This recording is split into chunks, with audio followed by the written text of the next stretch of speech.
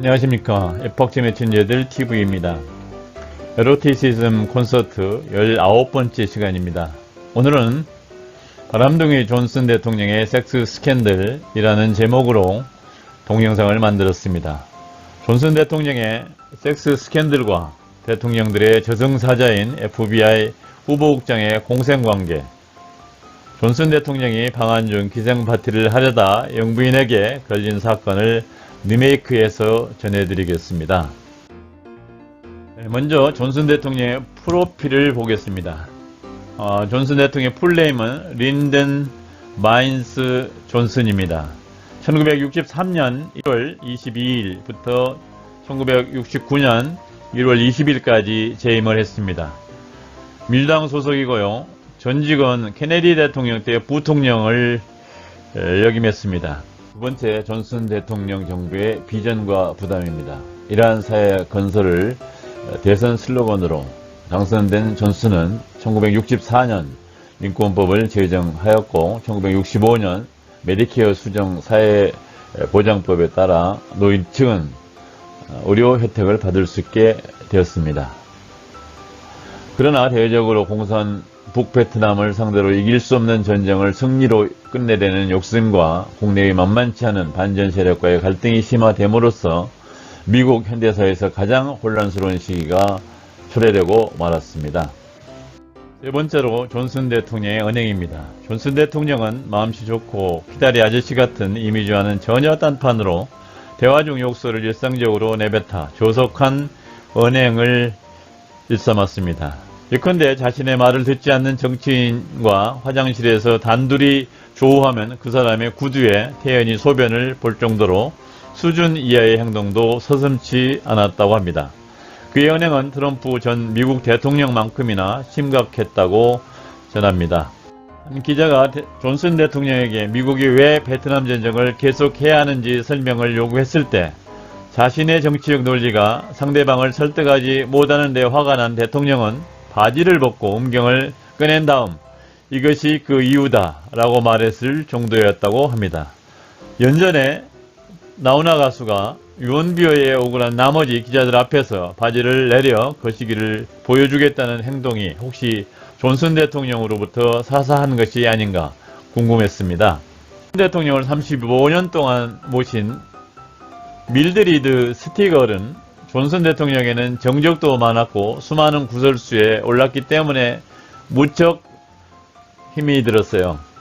나는 대통령이 너무 무례했기 때문에 죽이고 싶다는 생각이 들 정도였죠.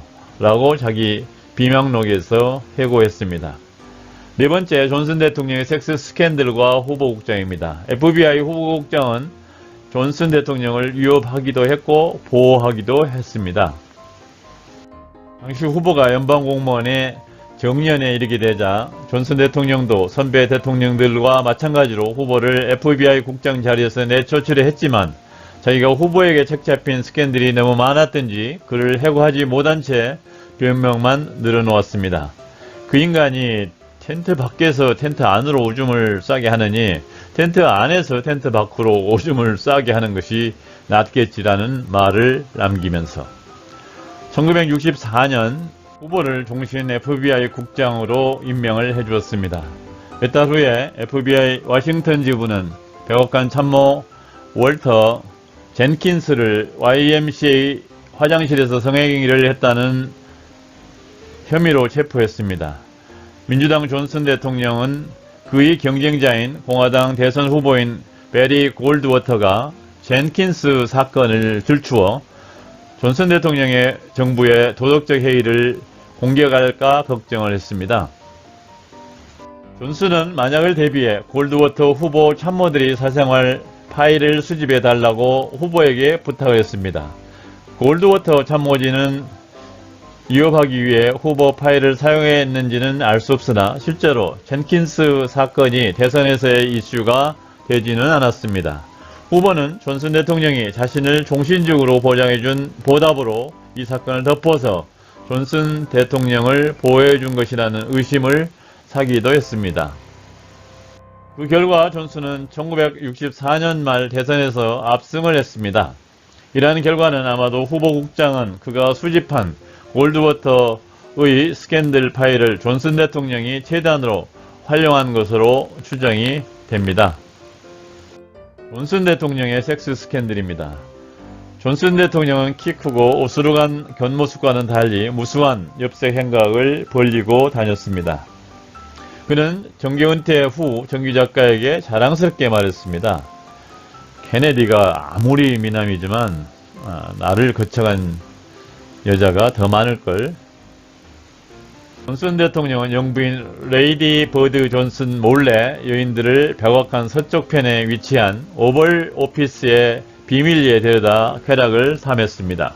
심지어 비서 중 한 명과 관계를 하고 있을 때 버드 여사가 오벌 오피스로 접근하면 비밀 경호원들이 침실에 연결해 놓은 부저를 눌러 대통령에게 알리고 영부인이 도착하기 전에 대통령이 팬티를 입을 수 있는 시간을 벌게 해 주었다고 전합니다. 존슨 대통령이 신체의 특정 부위의 압력을 가하도록 특수 설계된 사워기를 고집했다는 증언을 보더라도 도대체 부끄러움을 모르는 남몽꾼이었습니다. 어느 날 여비서와 함께 고향 텍사스의 농장에 머물게 됐었습니다. 늦은 밤 사위가 깊은 정적에 빠져들 무렵 여비서의 침대 발치에 손전등을 든 그림자 하나가 들어섰습니다. 소스라치게 놀란 그녀의 입을 가로막은 사나이는 낯익은 목소리로 말했습니다. 나야, 나, 대통령. 훗날 이 표현은 남성이 여성과 동침을 요구할 때 곧잘 인용되는 레파토리가 되었습니다. 존슨 대통령은 워싱턴 사격의 여왕 앨리스 글라스라는 여성과 30여 년간이나 부적절한 관계를 유지했고 퇴직 이후에 73년 심장마비로 사망할 때까지 매들린 브라운이라는 여성과는 21년간 미래를 즐겼다고 합니다. 그녀 자신이 존슨 대통령의 아들을 낳았다고 주장하기도 했습니다. 존슨은 음흉한 마음으로 여인들을 고용한 뒤에 즐기다 실증나면 해고하는 시기였다고 엘리너 허먼 작가는 섹스 위드 프레젠트라는 책에 쓰고 있습니다. 라이프 잡지 기자 헬 잉고는 존슨 대통령으로부터 당신은 내가 백악관에 있는 동안 몇몇 여성의 침실에 들락거리는 모습을 볼 수도 있다. 하지만 이것 하나는 기억해라. 그건 당신이 상관할 바가 아니다. 라는 말을 직접 들었다고 전합니다. 존슨 대통령이 심장마비로 사망한 뒤에 그의 바람기에 대해 질문을 자주 받은 영부인 레이디 버드 존슨은 말했습니다. 존슨 대통령은 사람에 대한 정이 각별했어요. 그런데 사람의 절반은 여자 아닙니까? 이 대답으로 기자들을 놀라게 했다. 정년을 중심으로 연장받은 후보는 존슨의 재임 전후의 섹스 스캔들을 공개하지 않음으로써 존슨의 정치 생명에는 지장을 받지 않았습니다. 닉슨과 포드 대통령 때 국무장관을 지낸 세기적인 바람둥이 헨리 키신저는 말했습니다. 권력을 가진 남자나 그 권력을 선망하는 여자는 원초적 본능인 섹스를 매개로 서로 탐하게 된다고. 여섯 번째, 존슨 대통령의 서울 스캔들입니다. 존슨 대통령은 1965년 5월 16일 박정희 대통령을 미국으로 초청했습니다. 5.16 군사정면 4주년을 맞아 존슨 대통령은 에어포스 1을 한국으로 보내 박 대통령이 타고 오도록 배려했으며 워싱턴 중심가에서 카퍼레이드까지 열어주었습니다. 이에 박정희 대통령은 1966년 존슨 대통령을 우리나라로 초청했습니다. 조중구 학생들을 동원하여 두 손에 태극기와 성조기를 흔들며 우리 우방국 대통령 존슨을 열렬하게 환영했습니다. 화면의 가장 왼쪽에 있는 사진은 신장 192cm인 존슨 대통령과 박정희 대통령 부처가 참석한 공항 환영 행사 장면입니다. 가운데 있는 그림은 존슨 대통령이 방한을 환영하는 우리 국민들에게 태극기를 흔들고 있는 장면입니다. 세 번째 오른쪽에 있는 그림은 경기도 화성시 안영동에 미국 원조를 받아 잘 살게 된 모험 부락에 세운 존슨 동상비의 모습입니다. 1966년 방한 때 존슨 대통령이 외무부 장관인 이동원 장관의 애교 역량을 칭찬하자 박정희 대통령은 낮의 외교도 잘하지만 밤의 외교는 더욱 능수하다고 덕담을 했습니다. 이에 능수능란한 이동원 장관이 존슨 대통령에게 기생 파티를 하자고 제안을 했습니다. 존슨 대통령이 숙소로 쓰던 워커힐 호텔에 별채에서 방한 마지막 날 파티를 열어주겠다고 제안하자 바람둥이 존슨 대통령은 옳시구나 좋다. 이 제안을 흔쾌하게 받아들였습니다.